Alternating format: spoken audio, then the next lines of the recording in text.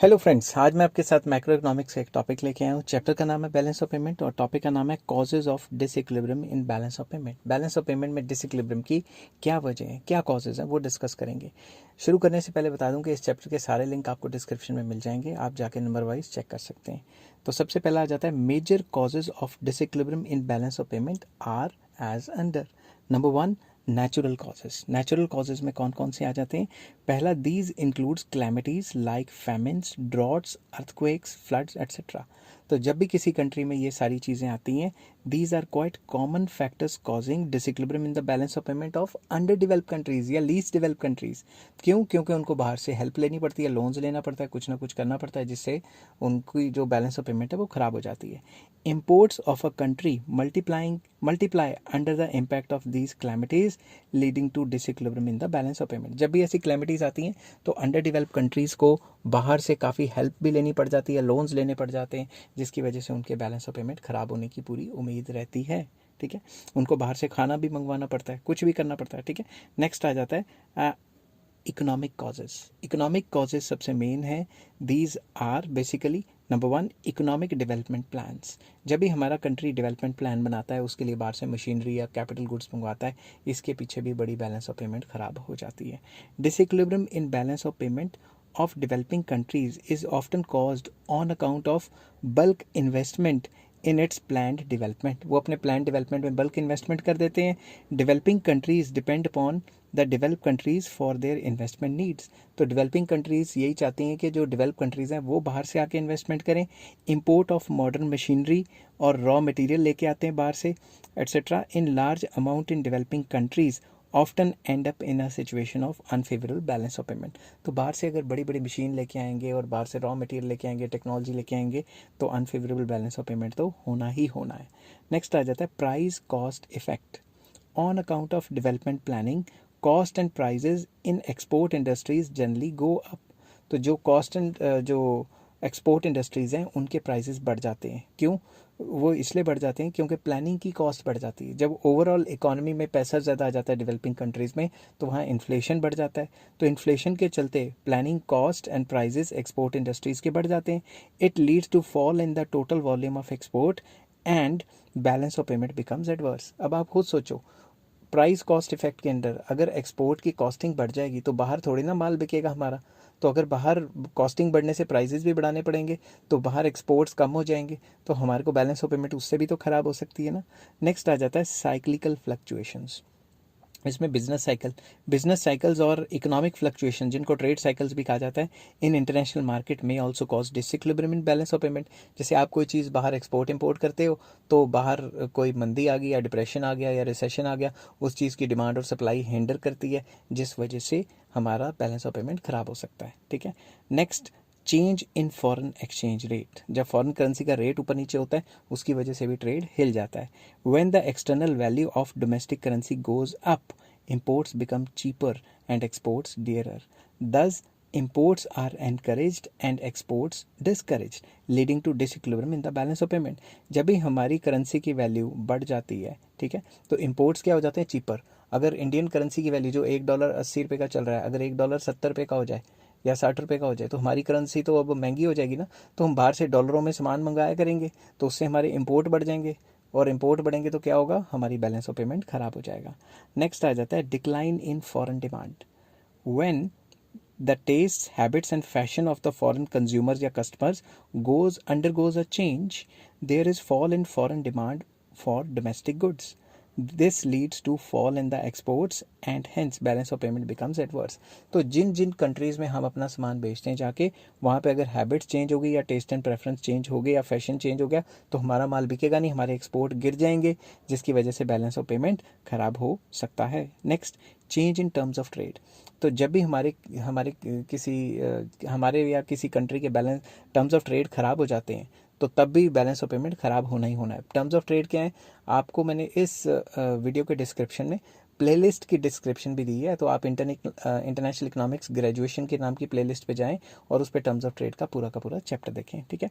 If the terms of trade off a country becomes unfavourable compared to another country, then the value of its imports exceeds that of its exports and the country will face a situation of adverse balance of payment. जब भी हमारे terms of trade हमारे खिलाफ हो गए, हमारे लिए unfavourable हो गए और किसी और कंट्री के लिए फेवरेबल हो गए, तो हमारे जो इंपोर्ट हैं उसकी वैल्यू बढ़ जाएगी और एक्सपोर्ट की वैल्यू गिर जाएगी, जिसकी वजह से हमें अनफेवरेबल बैलेंस ऑफ पेमेंट ढूंढने को मिलेगा। नेक्स्ट आ जाता है डेमोन्स्ट्रेशन इफेक्ट। ये सबसे इंपॉर्टेंट चीज़ है। डेमोन्स्ट्रेशन इफेक्ट होता है जब भी आप किसी हाई फाई बंदे को, फिल्म स्टार को, क्रिकेटर को देख के फ़ॉरेन की चीज़ें खरीदने लग जाते हो, उनके पीछे लग के, तो आप क्या करते हो, आप देखते हो उन्होंने नाइक के शूज़ पहने हैं, एडिडास के पहने हैं, फॉरेन ब्रांड्स लिए हैं, तो आप फॉरेन ब्रांड्स के पीछे भाग के फॉरेन ब्रांड्स खरीद लेते हो। जब भी आप ऐसे फॉरेन ब्रांड्स खरीदते हो तो सारा पैसा बाहर चला जाता है, जिसकी वजह से बैलेंस ऑफ पेमेंट खराब हो जाता है। People of under developed countries try to copy consumption pattern of the people of developed countries. इसमें ये भी आप कह सकते हो कि जो डेवलप कंट्रीज़ के लोग हैं, जो अंडर डेवलप कंट्रीज़ के लोग हैं, वो अंग्रेज़ों की तरह अपना स्टैंडर्ड ऑफ लिविंग रखने के लिए बाहर से काफ़ी चीज़ें इंपोर्ट करा लेते हैं या उनको कॉपी करने की कोशिश करते हैं, ठीक है। हमारे यहाँ बाहर को तो क्या ही कॉपी करना है, यहाँ पे जो क्रिकेटर्स और फिल्म स्टार्स हैं वही इतनी मशहूरियाँ करते हैं कि लोग उनके इन्फ्लुएंस में आके सारा सामान बाहर का खरीद लेते हैं। On account of this demonstration effect their imports increase considerably causing disequilibrium in the balance of payment. तो इन सब की वजह से बैलेंस ऑफ पेमेंट खराब तो होना ही होना है, ठीक है ना। Population explosion.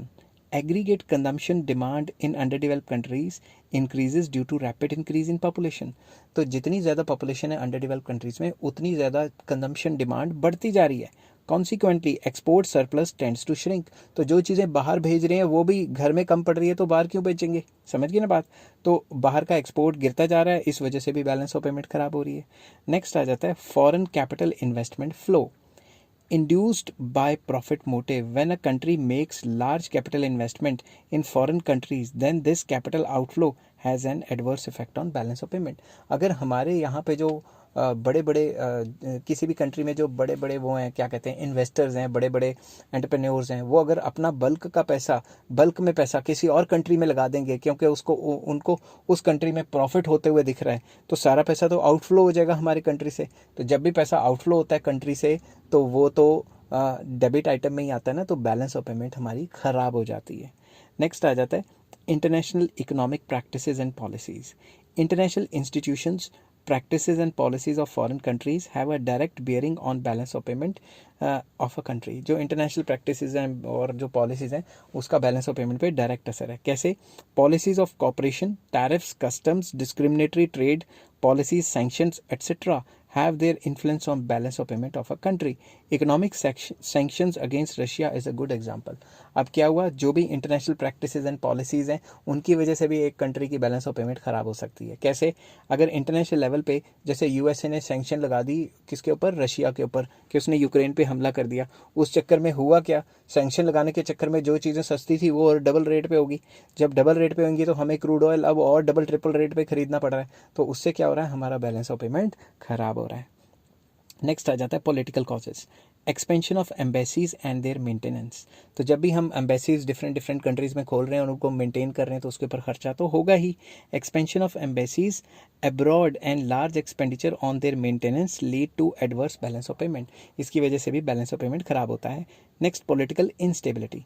Political instability leads to unstability in economic policies which have an adverse effect on balance of payment of a country. क्योंकि अगर इंस्टेबिलिटी होगी, हर तीसरे दिन कोई दंगे हो रहे हैं, कोई सरकार चेंज हो रही है, इलेक्शन हो रहे हैं, तो कोई स्टेबल पॉलिसी नहीं आ रही। अगर स्टेबल पॉलिसी नहीं आ रही तो कोई फॉरेन इन्वेस्टर्स अट्रैक्ट नहीं ना होंगे, तो बाहर से पैसा आना बंद हो जाएगा और जो बाहर से इंपोर्ट करा रहे हैं वो तो चलता रहेगा, तो बैलेंस ऑफ पेमेंट इस वजह से भी ख़राब हो सकती है।